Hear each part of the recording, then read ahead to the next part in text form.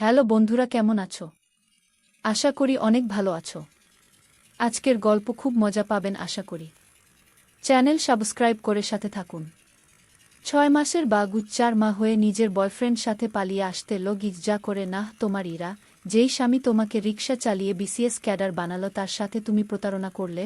এ তো খারাপ। তুমি ইরা টিয়া দেখা আনেয়ার, তুমি আমার পড়াশোনার খরচ দিয়ে অনেক উপকার করেছা, কিন্তু এখন আমি বিসিএস ক্যাডার আর তুমি একজন রিকশা চালক।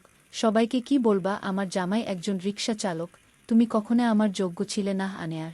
আর এখন তো আমি সরকারি চাকরি করবা, আমার পাশে তোমাকে মানাবে না। বাহ, কি সুন্দর কথা! বিসিএস ক্যাডার তুমি, তোমার সাথে আমার যায় না হোক, কিন্তু যখন তোমার মামা মামি তোমাকে তাড়িয়ে দেয় তখন তোমার কাছে কিছু ছিল না, তখন তো তুমি যোগ্য ছিলে না। আমি তো একজন অনাথ মেয়েকে বিয়ে করেছিলাম, যার চাল চুলা কিছু ছিল না। তখন তো তোমাকে ঠিক বিয়ে করেছি আমি আনেয়ার। আমি মেনে নিলাম তুমি তখন বিয়ে করেছিলে, কিন্তু তখন তো তুমি আমার রূপ দেখে প্রেমে পড়ে গিয়ে বিয়ে করলে।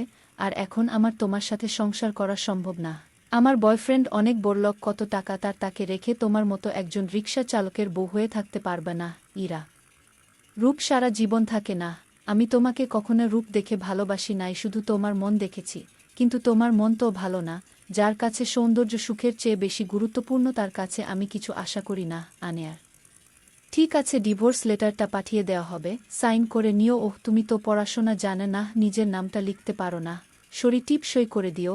আর তোমার মেয়েকে কোনে দরকার নেই, নিজের সাথে রেখে দিও ইরা। জীবন রে, আর কত খেলা দেখাবি? যাকে জন্য রিকশা চালাতে চালাতে হাতে ব্যথা হয়ে গেলা সেই তো অন্য কারো হাত ধরে বসে আছে। যার পরীক্ষার ফিস জোগাড় করতে নিজের রক্ত বিক্রি করে দিয়েছি সেই আজ মনকে রক্তাক্ত করলা। বাড়ি ফিরে যায় দেখি 6 মাসের মেয়েটা কান্না করছে। মাফ করে দে রে মা, তোর বাবার কোনো যোগ্যতা নেই, তোর মা সেই জন্য চলে গেলা, মাফ করে দে মা। আনেয়া, কি হলো আনোয়ার, তোমার বউ কোথায়? বাড়িতে আসে নাই বাড়িওয়ালা? না কাকা, ওহ এখন বিসিএস ক্যাডার, আমার মতো রিকশাওয়ালার সাথে এই বাড়িতে থাকবে। ভাঙা বাড়ি, সে তো এখন নতুন বাড়িতে থাকবে, নতুন মানুষের সাথে আনেয়ার। আসলে কিছু মানুষ কখনো কারা আপন হয় না, তারা সুদ ব্যবহার করতে জানে, প্রতিদান দিতে জানে না। কিন্তু তুমি এই 6 মাসের বাচ্চাকে কি করে বড় করে তুলবে বাড়িওয়ালা? কাকা আপনি চিন্তা করবেন না, কষ্ট করে হলেও আমার মেয়েকে মানুষ করব। আমি ওকে শিখাবার সৌন্দর্য সব না মন সব। আর কাকিকে একটু বলবেন ওর যাতে খেয়াল রাখে আনেয়ার। আচ্ছা ঠিক আছে, তুমি চিন্তা করো না কাকা। সকাল হয়ে গেল, রিকশা নিয়ে বাহিরে যায়, মেয়েকে কাকির কাছে রেখে যায়। হঠাৎ করে পুলিশ কাছে আসে আনেয়ার।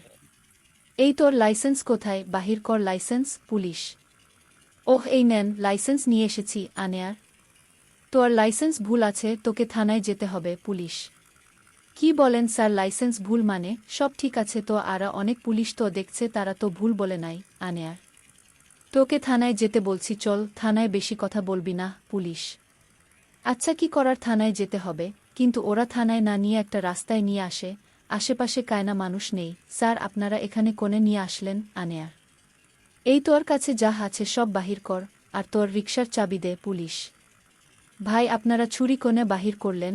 আর আপনারা তো পুলিশ না, তাহলে কি আপনারা ডাকাতি করতে আসছেন? দেখেন ভাই, রিকশা ছাড়া আর কিছু নেই আমার কাছে। আমার বাসায় ছোট মেয়ে আছে, কি করে তাকে খাওয়াবা? রিকশা নিয়ে নিবেন না আনেয়ার? দেখ তোর কান্না শুনতে চাই না, রিকশার চাবি দে। লোক: না, জীবন দিলেও চাবি দিমু না আনেয়ার। তোর থেকে এভাবে চাবি নেওয়া যাবে না। এই ওকে রুমালটা শুকিয়ে দেয়। লোক: কি একটা রুমাল শুকালো, তারপর আর কিছু মনে পড়ছে না আনেয়ার। গল্প দ্বিতীয় পর্ব জন্য কমেন্ট করুন। ধন্যবাদ।